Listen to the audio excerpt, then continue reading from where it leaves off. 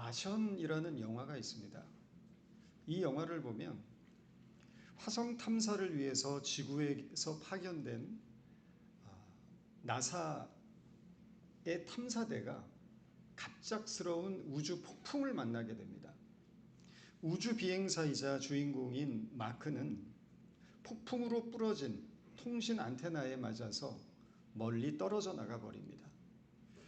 마크가 죽었다고 생각한 대원들은 지구로 귀환을 하게 되지만 놀랍게도 마크는 죽지 않고 복부에 커다란 철심이 박힌 채로 기적적으로 생존을 합니다.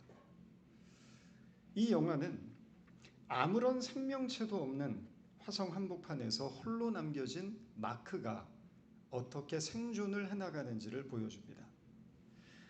마크의 캐릭터는 아주 독특합니다. 밑도 끝도 없는 유머 감각에 긍정적인 사고방식, 그리고 강한 멘탈로 무장이 되어 있는 인물입니다.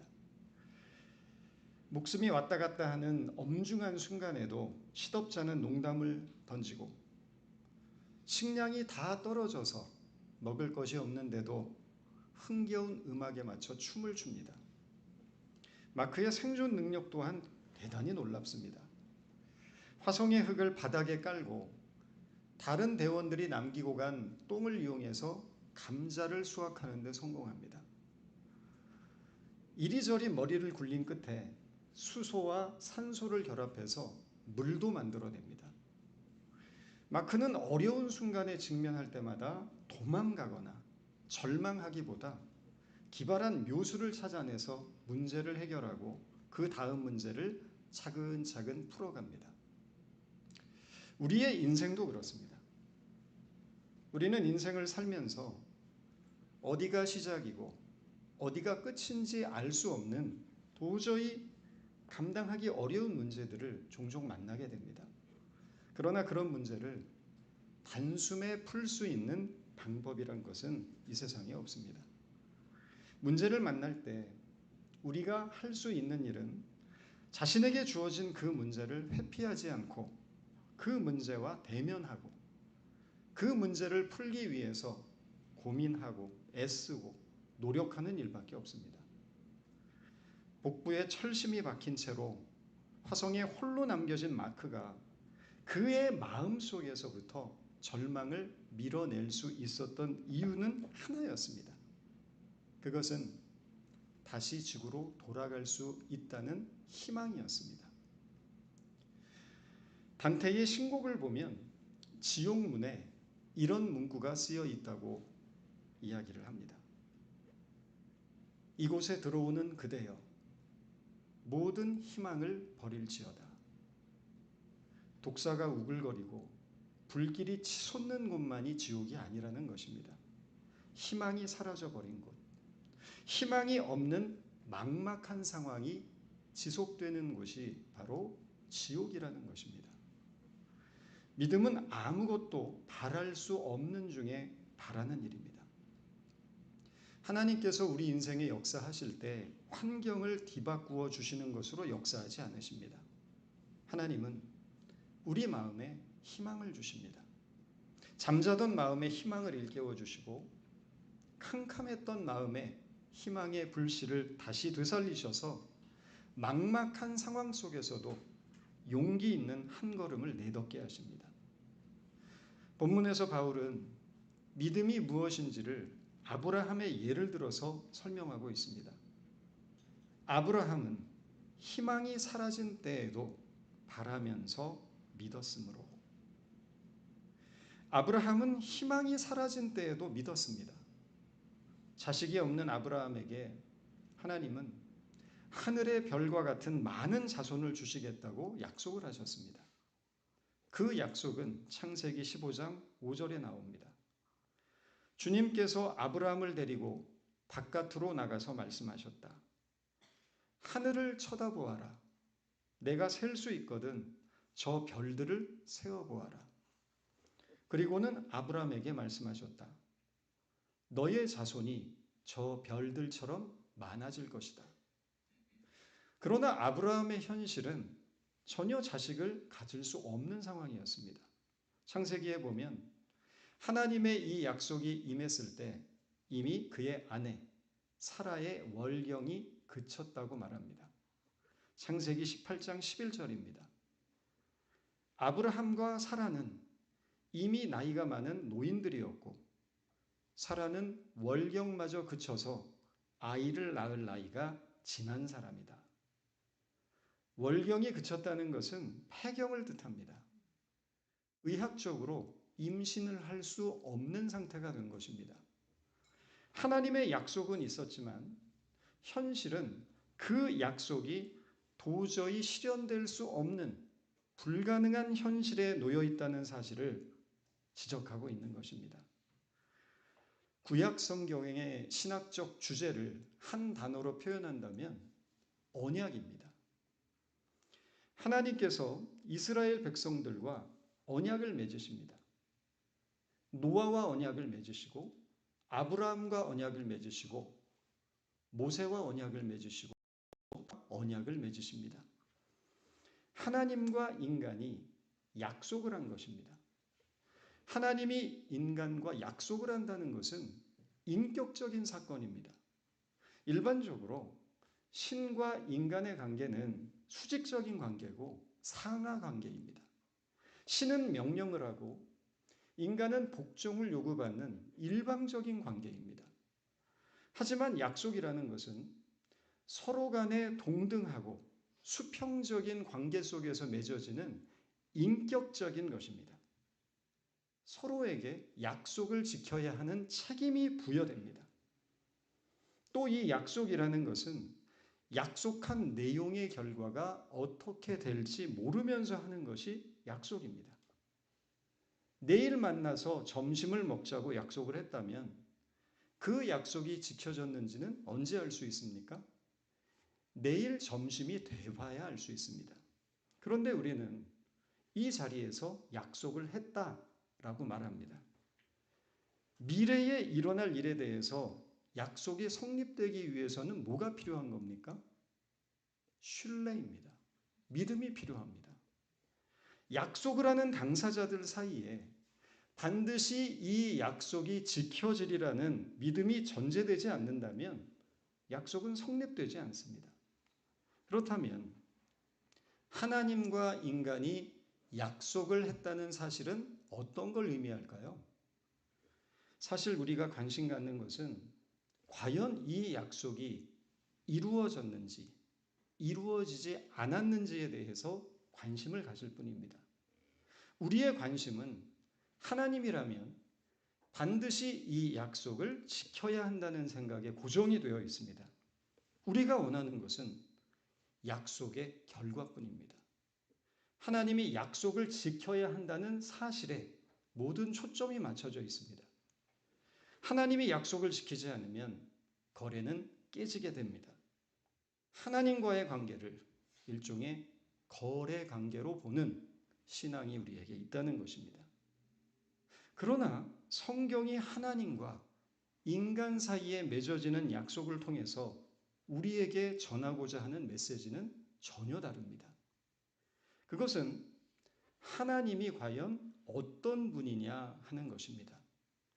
하나님이 어떤 분이길래 피조물에 불과한 인간과 약속을 맺느냐는 겁니다. 우리는 하나님이 인간과 약속을 맺는 사건을 통해서 하나님이 어떻게 인간을 대접하시고 어떻게 인간에게 무엇을 앞세워 자기를 이해시키고 있는가를 깨닫게 됩니다.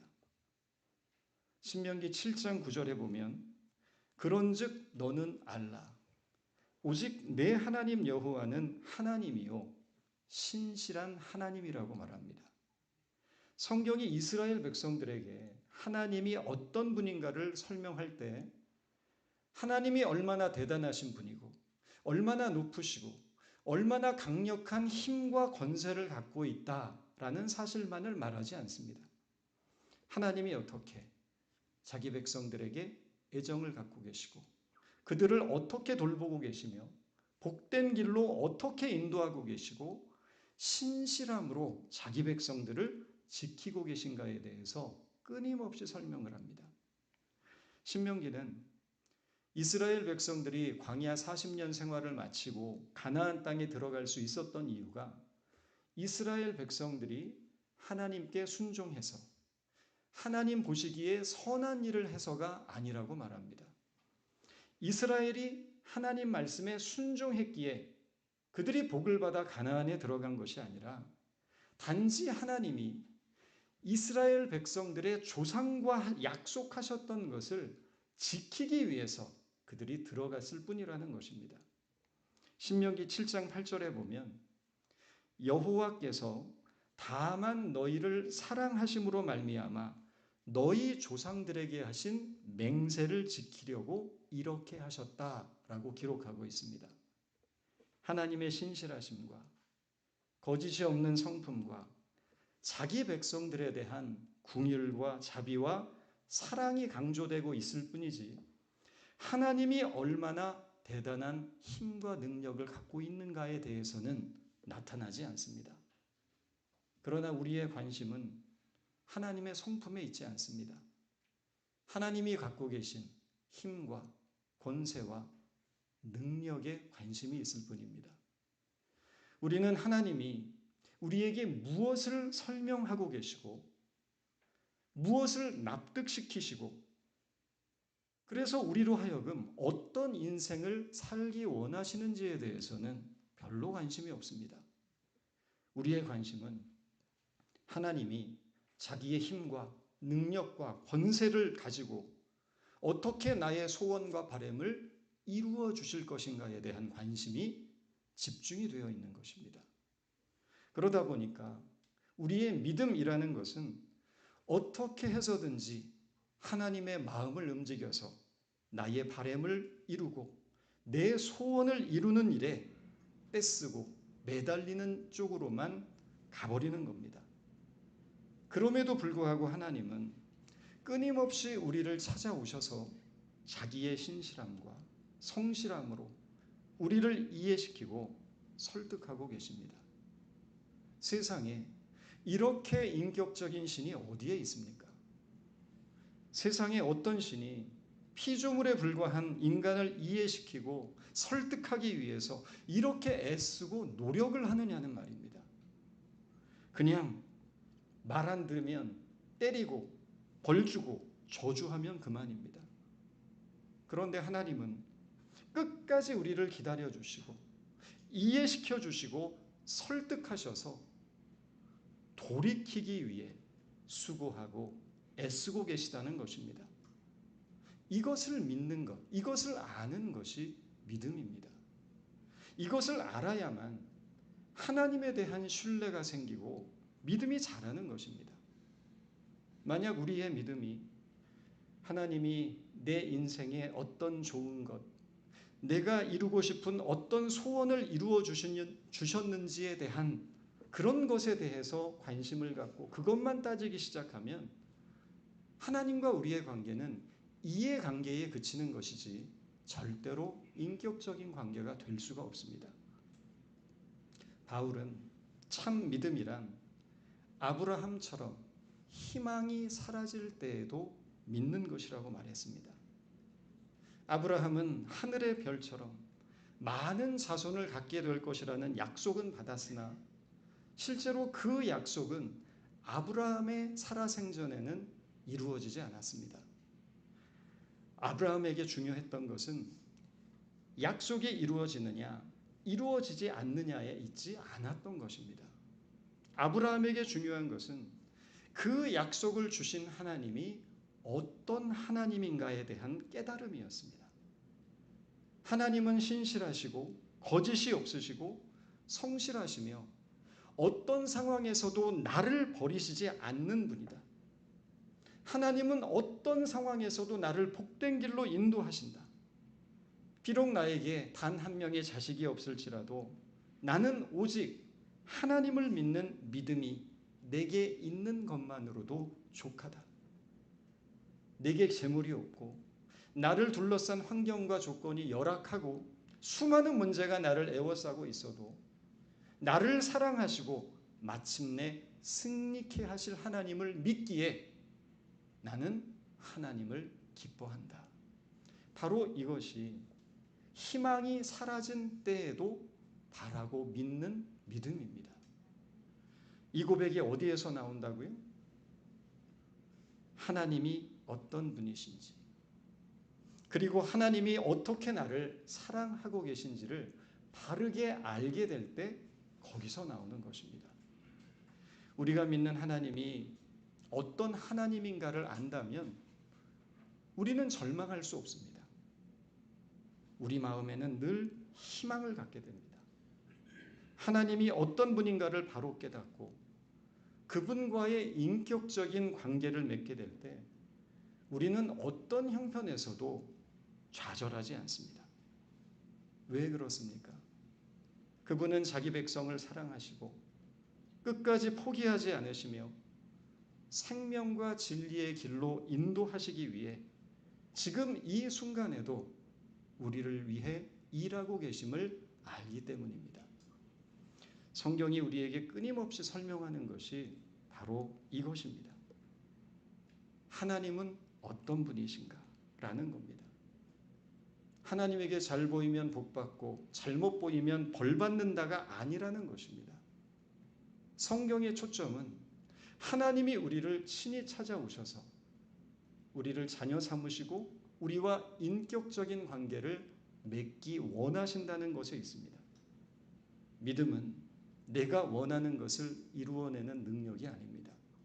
믿음은 어떤 상황에서도 나를 붙드시고 떠나지 않으시는 그 하나님을 신뢰하는 일입니다. 우리가 바라봐야 할 것은 우리의 연약함과 실패와 좌절과 실수에도 불구하고 우리를 찾아오시고 우리를 포기하지 않으시며 끝까지 붙들어 주시는 변함이 없고 다함이 없는 하나님의 사랑입니다. 하나님이 원하시는 것은 바로 이 사랑 앞에서 우리가 항복하는 일입니다. 바로 이것이 믿음이고 우리 믿음의 내용이 된다는 것을 깨닫는 우리 모두가 되기 바랍니다. 주님, 우리의 삶을 돌아보면 바랄 수 없는 중에 바라는 믿음이 얼마나 어려운 것인가를 고백하게 됩니다. 우리 눈앞에 보이는 현실은 여전히 무겁고 해결되지 않은 문제들이 우리 마음을 짓누르며 때로는 희망의 불씨마저 꺼져가는 순간들을 만나게 됩니다. 그러나 오늘 아브라함을 통해 보여주신 믿음처럼 우리를 끝내 포기하지 않으시고 여전히 사랑하시며 우리를 붙들어 주시는 다함이 없는 하나님의 사랑을 바라보고 그 하나님을 신뢰하는 믿음이 우리 가운데 있게 하여 주옵소서. 예수님의 이름으로 기도드렸습니다.